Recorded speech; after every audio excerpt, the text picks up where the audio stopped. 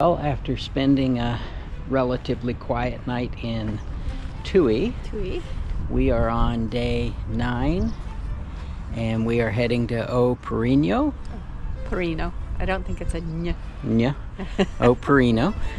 And that is the view that we're starting with. And we have about 10 miles to go today, so it's another relatively short day.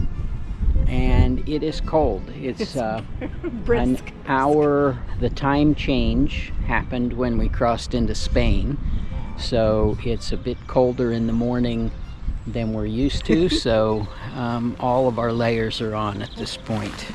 So off we go. So Tui is the 100-kilometer mark if you're going to take the central straight into Santiago.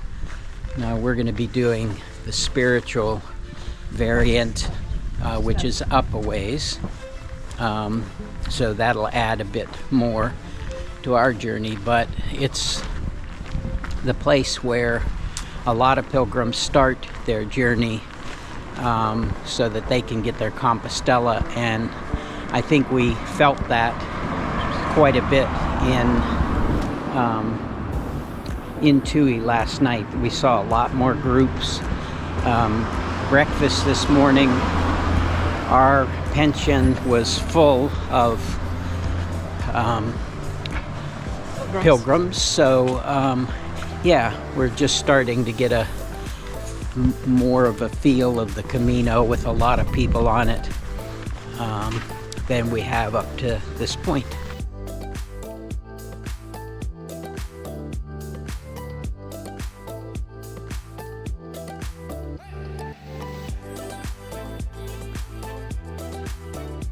Already the path is more Spain-like than Portugal. It's crushed gravel, dirt, and right out of the town we're into rural, and it's a bit more what we're used to than the cobblestone paths in Portugal. So already I think we've accumulated as much soft path walking today as we had. Yeah, all 7 days, 8 days. Well, one difference between Spain and Portugal is we're back to having those kind of stone markers. The arrows have been good all the way through Portugal and now in Spain, all the markers. But it's kind of nice to see those. And what do you think those are called? I want to say bollards, B-O-L-L-A-R-D-S, but I don't know where I got that from. I'm not sure it's right. We'll have to look it up. We've never actually known that before. Well, we've walked the road for a little while. Now we cross the major highway and we have this nice forested back road to ourselves. And we were commenting a little earlier, so far the Portuguese is not nearly as social as some of the other Caminos. People are already in their groups. They are focused on getting from point A to point B. Not as much even thought of saying more than hello or buen camino. So it is what it is. We haven't had any extended conversation, certainly on the trail, since we got here. And that's okay. A few conversations, but not very long. Yeah. And mostly when we've stopped somewhere. Right. But I guess that makes sort of sense. Whereas on the Francais, we would be walking with someone and talking for a long time. Yeah. And then pick up somebody else. And exactly. Yeah, but they're all different.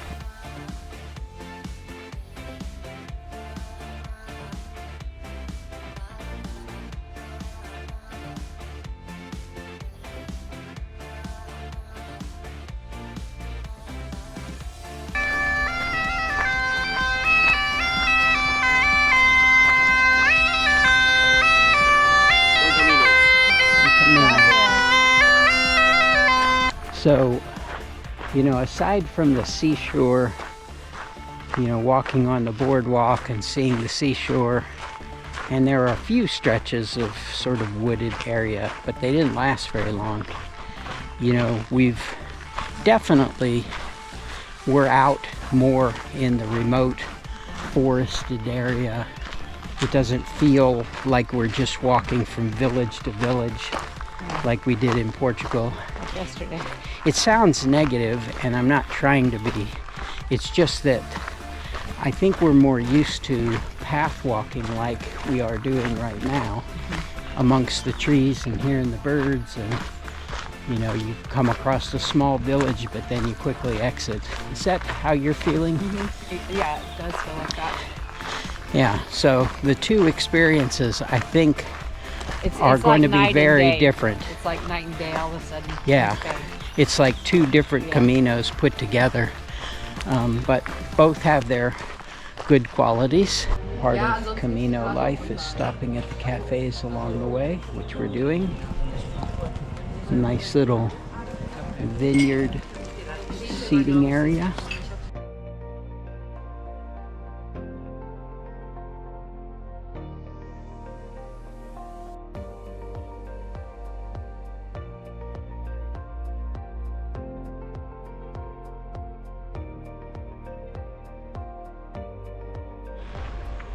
Nice little section of trail along the river.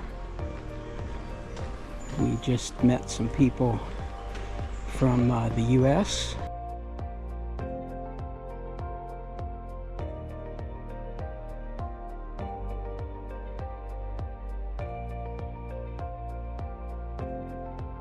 So we have our first major split in Spain.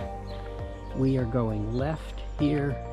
What we have heard is that the right split is a bit more industrial and urban. And so even though this is probably a little bit longer, we're opting for what we've heard is the prettier and nicer path of the two.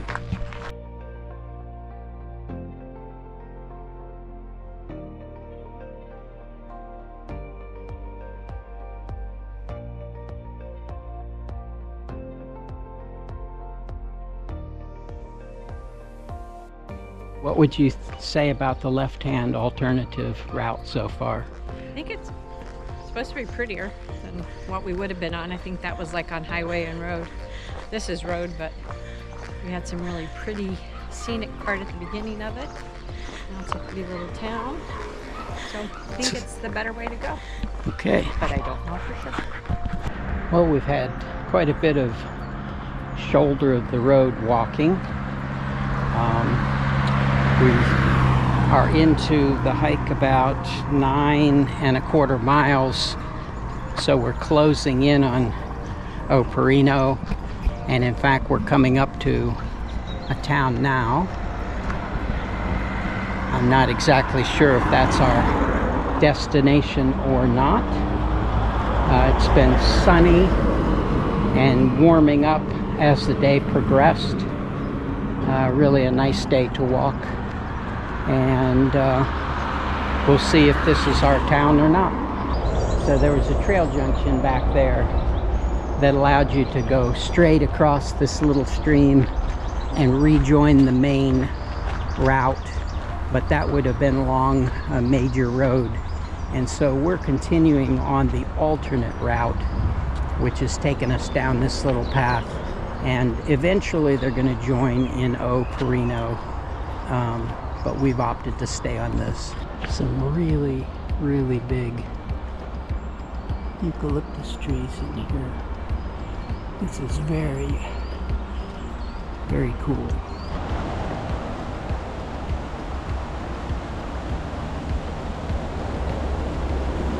We are at our accommodation for the night.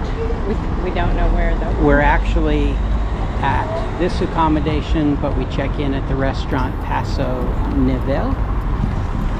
We're in Porrino, and it is 11 miles, just a little over 11 miles. So what'd you think of today? It was a good day. Full in Spain. It was great. Yep. It was a very good day. So time to get checked in and get to all of our chores. Right. All right, until tomorrow, the Cid and the Badgerita out.